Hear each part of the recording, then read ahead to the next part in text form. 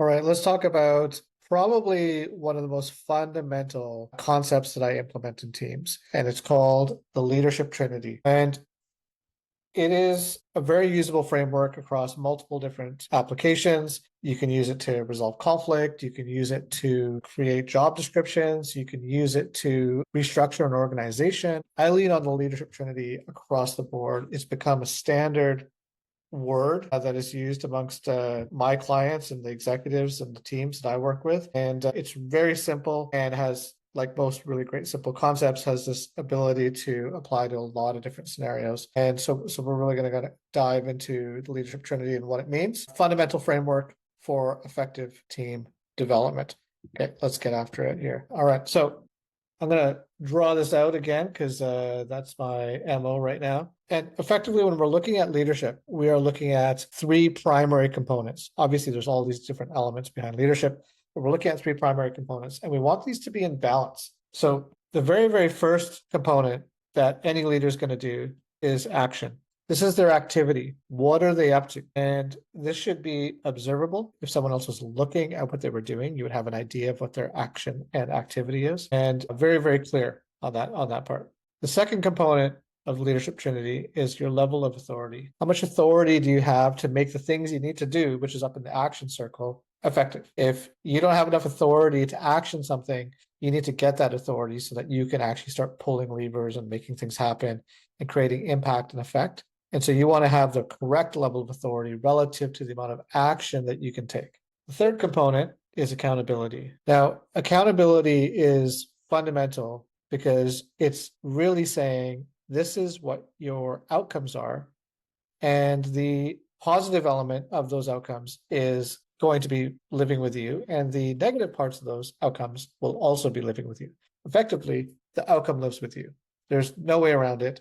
You have to have these three things in balance. What happens in teams is that these three things fall out of balance. So I'm going to move this over here, and I'm going to show you some different scenarios around what occurs when the Leadership Trinity is out of balance. First one is someone has lots to do. Activity level is high. They also have a good amount of authority. So they can direct people, they can direct mechanisms in the business, they can do all that sort of stuff. What they don't have is a lot of accountability. So accountability sphere is too small relative to the amount of authority that they have and the amount of things they can do in the business. This is a scenario where someone is going to start to exhibit traits of getting involved in projects, meddling, being able to redirect teams, having influence on aspects because they have role power, maybe they have ownership. Who knows what the level of authority that they actually are officially granted versus the amount of influence they have also falls into the authority category. They're able to move and do things, and then they can leave. They can walk away from the accountability sphere. Now, in a really, really bad occasion, this accountability can end up dropping to a absolutely dangerous amount, very, very small relative to the other two. So if you have someone on your team that's not accountable and they're in a leadership role, you have two choices here. You can either decrease the amount of authority they have, decrease the amount of activity they have to match the accountability they have. Now, that's really hard to do because you got to take away levels of authority. You got to go into their entire job description. You got to see all the access and permissions they have.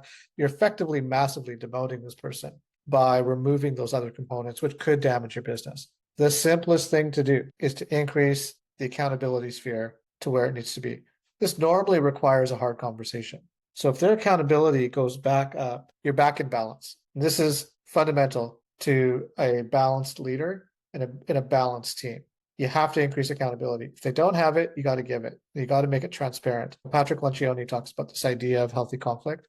You have to be able to step into that healthy conflict based off of execution of trust and the ability to then start to lead towards results. So that's the first issue, is if you don't have enough accountability. Issue number two, this is where you've got someone who has a lot of activity and a lot of accountability, and the danger is not enough authority.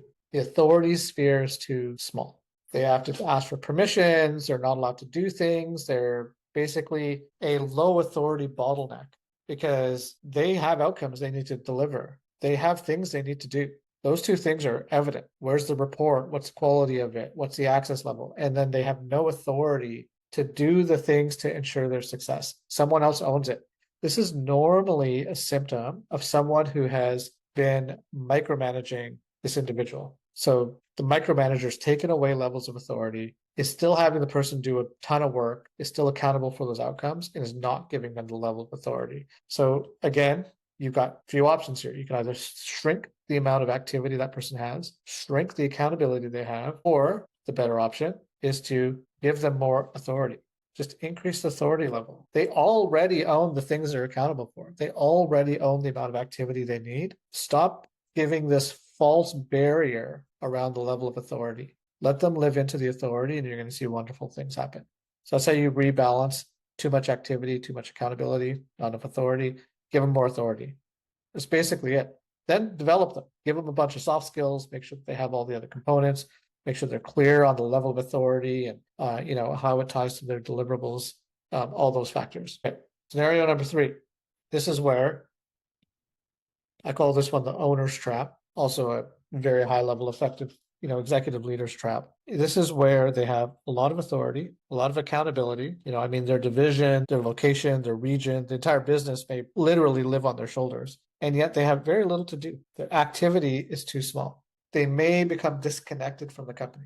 They don't really do anything. They're making a lot of decisions, which is correct. Now, this is a requirement at a specific level, where you're making big strategic decisions, you're designing the element of the vision of the company, you're setting the mission, you're creating the plans, you're executing those plans, you're delegating them out. But the activity becomes a little bit softer. So this one may live like this for longer, depending on where that person has evolved into. Now, we can increase their activity as a possibility.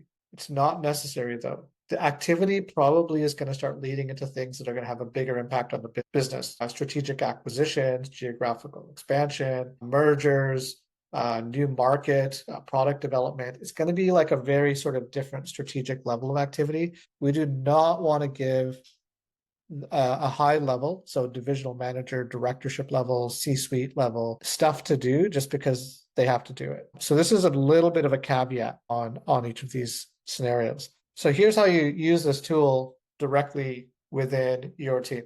You've got an imbalance. Someone says, I'm overburdened. Map it out. Where are they overburdened? Too much activity? Okay, great. Let's solve that. You may end up with just one of these elements that's bloated. So, for example, you may end up with a scenario where someone is all accountability and small levels of authority, small levels of activity. Okay, we got a problem here, right? We're just leaning on this person to own everything, and they don't really have any ability to do anything about it. And this scenario can resolve around all of them, too much activity, and it can resolve around too much authority, not enough activity, not enough accountability. So you can end up with these scenarios across the board. So this Leadership Trinity is a fundamental framework on how to effectively develop a team, create divisional stability, structure your company so that you've got this right balance. So take a look at who on your team is fitting in which area, maybe it's you, and see where you can start making mechanisms to solve the issues that are based against this framework. If you have any questions about it, you can always reach out to me, leave a comment. And this is, I roll this framework out in companies and teams, and we see a huge amount of effective development across the board by using this framework. So good luck.